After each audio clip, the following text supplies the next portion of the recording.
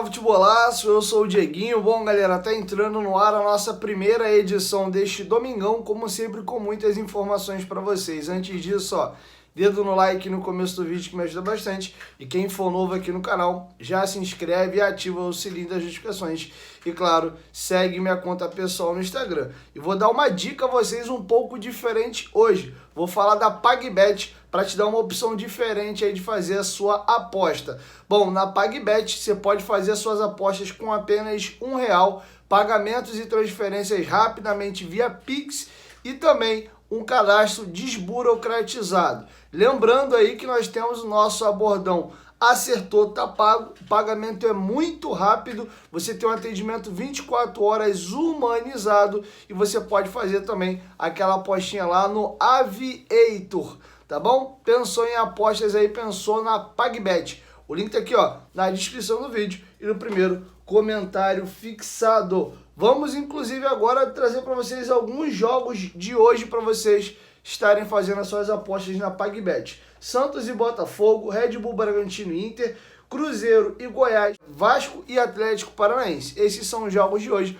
Vocês podem apostar lá na PagBet. O nosso link está aqui no primeiro comentário fixado. Faça lá pelo nosso link. Vocês vão ajudar bastante o trabalho do Dieguinho aqui, beleza? Bom, dito isso, vamos agora às informações. Vamos começar, inclusive, fazendo um girão da rodada. O Vasco assumiu provisoriamente a lanterna do campeonato com um empate entre Flamengo e América Mineiro. Poderia ter sido pior.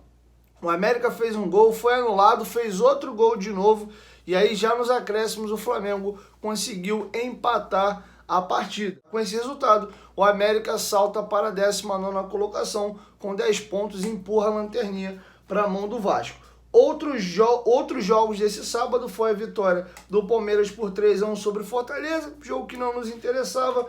Tivemos também Bahia e Corinthians, o resultado pra gente foi excelente, um 0-0 aí, travou as duas equipes, nem o Corinthians nem o Bahia venceram os seus jogos. E um resultado ruim, o Cuiabá tá embaladaço, nos últimos 4 jogos aí, 3 vitórias e um empate. A única derrota do Cuiabá nos últimos 5 jogos foi pro Vasco, lá no estádio Luso Brasileiro, e com isso eles chegaram já a 21 pontos. Eles estão nada mais, nada menos do que a 12 pontos já do Vasco. Então, tá diminuindo cada vez mais as equipes ali que brigam na parte baixa. Isso tem me assustado. E o Grêmio venceu a equipe do Atlético Mineiro por 1-0, tá? Com isso, quem ainda joga na rodada? O Vasco, o Goiás e o Santos, pensando nas equipes que lutam contra rebaixamento. O Vasco joga em casa com o Atlético Paranaense, a equipe do Goiás joga fora de casa contra a equipe do Cruzeiro e nós temos também, na segunda-feira, o Curitiba em casa recebe a equipe do Fluminense. Esqueci de citar Botafogo e Santos, que acontece neste domingão, tá? Então, rodaram até aqui mais ou menos, gente. Tirando o Cuiabá, que já deu uma largada, Corinthians e Bahia empataram, resultado bom pra gente. E o América Mineiro, né, se tivesse perdido era melhor, principalmente porque o jogo era fora de casa, mas não foi de todo ruim a rodada não, a exceção essa questão aí do jogo do Cuiabá. Caso o Vasco vença o seu jogo, no mínimo ele fica a 2 pontos aí de sair da zona de rebaixamento, já que o Bahia já atuou na rodada e tem 14. Lembrando que caso o Goiás vença, ele salta 15 e puxa a equipe do Bahia para dentro da zona de rebaixamento e, na verdade, a gente ficaria a 3 pontos de sair. O Vasco tem um jogo a menos com o América Mineiro, ainda sem data marcada pela rodada anterior do Brasileiro. Tá bom? Agora vamos trazer para vocês aqui algumas atualizações. Primeiro, o novo reforço do Vasco, Paulinho Paula, já chegou ao Rio de Janeiro. Tá passando para vocês aí foto do jogador sendo recebido pela sua família aqui no aeroporto do Rio de Janeiro. Paulinho já tá tudo acertado com o Vasco, vai chegar a realizar exames médicos e fazer a assinatura de contrato. Quem chega neste domingo ao Rio de Janeiro é o Praxedes. No sábado, ele foi lá ao CT do Red Bull, se despediu de seus companheiros, resolveu mais algumas questões e é aguardado no Rio de Janeiro neste domingo. E tá passando para vocês aí na tela confirmado mesmo, tá? Sebastião Ferreira é jogador do Vasco. Quem cravou a informação foi o César Luiz Merlo, um dos principais jornalistas argentinos, e quando ele fala, o negócio é batata, tá? Então realmente tá tudo acertado. O jogador também é aguardado no Rio de Janeiro no início da semana. Com isso, realmente 4 jogadores confirmados: Paulinho Paula, Sebastião Ferreira, Jefferson e também Praxedes. Esses 4, além de Medel, Maicon e também Serginho, né? Ao todo já tem 7 jogadores contratados na janela e saíram 7 atletas também do Vasco da Gama também nesta mesma janela. Agora vamos falar sobre meia, né? A informação que surgiu hoje, vinda inclusive lá da Holanda, é que o Vasco fez uma proposta pelo meia argentino de 22 anos de idade, ex-Cruz Azul. Foi a maior venda do Cruz Azul na sua história, 4,5 milhões de euros, né, no ano passado para o Feyenoord da Holanda. O jogador completou uma temporada lá no Feyenoord, mas não se adaptou tão bem. Foram 15 jogos, por lá 1 gol, 2 assistências, e o Vasco enviou uma proposta ao Feyenoord. Porém, o jogador não tem interesse nesse momento de deixar a equipe holandesa. Caso saia, ele prefere ainda ficar um tempo maior na Europa. Então ele recusou a proposta do Vasco, tá? Isso me liga aqui a parabólica, porque já chegou Praxedes, já chegou o Paulinho de Paula, são mais jogadores de terceiro homem de meio de campo, aqueles volantes que chegam mais à área, podendo sim jogar também como esse camisa 10,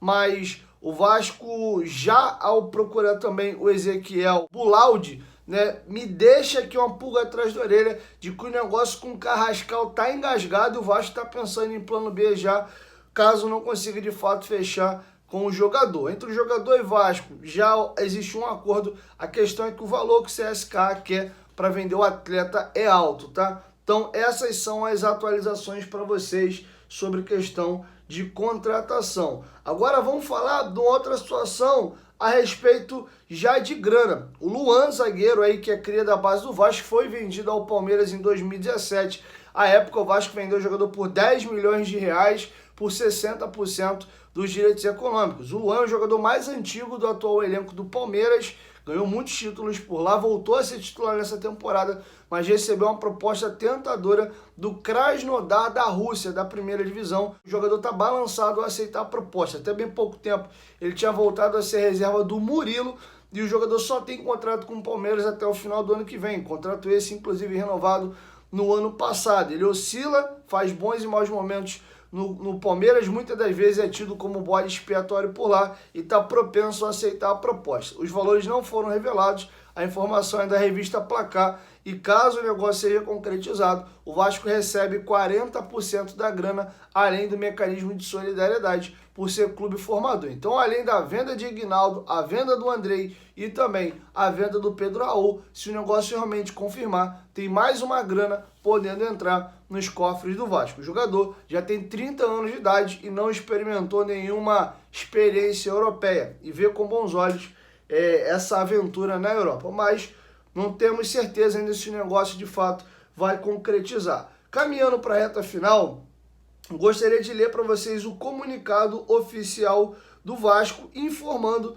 de fato a saída do Pedro Raul da equipe do Vasco. O Vasco informou desta maneira a saída do seu ex-camisa 9. O Vasco da Gama informa a concretização da venda do atacante Pedro Raul para o Toluca do México. O jogador defendeu a camisa vascaína por 28 partidas, marcou 9 gols e deu 4 assistências. O clube agradece ao profissional pelos serviços prestados e deseja sorte na sequência da sua carreira.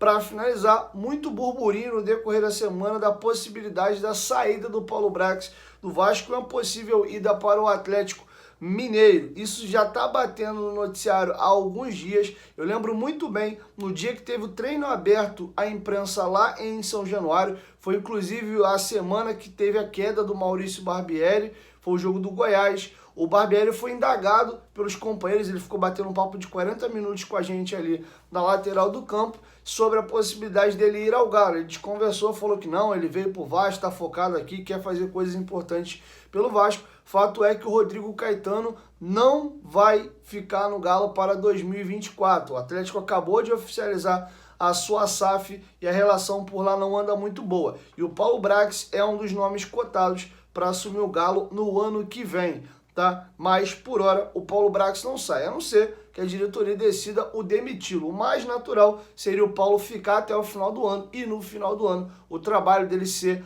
avaliado para saber se mantém ele ou não. Mas é um nome que pipoca e se vê com bons olhos dentro lá do Galo, tá bom? Então é isso, galera. Essas eram as informações que eu tinha para trazer para vocês nesse vídeo. Logo mais aí, por volta de meio-dia, eu venho com a minha segunda edição e a gente traz para vocês novidades aí a respeito da partida entre Vasco e Atlético Paranaense. Dá essa moral, tô acabando de gravar o vídeo às 3h11 da madrugada de um sábado. Você tá dormindo, roncando pra caramba, ou dando uma quebrada na night.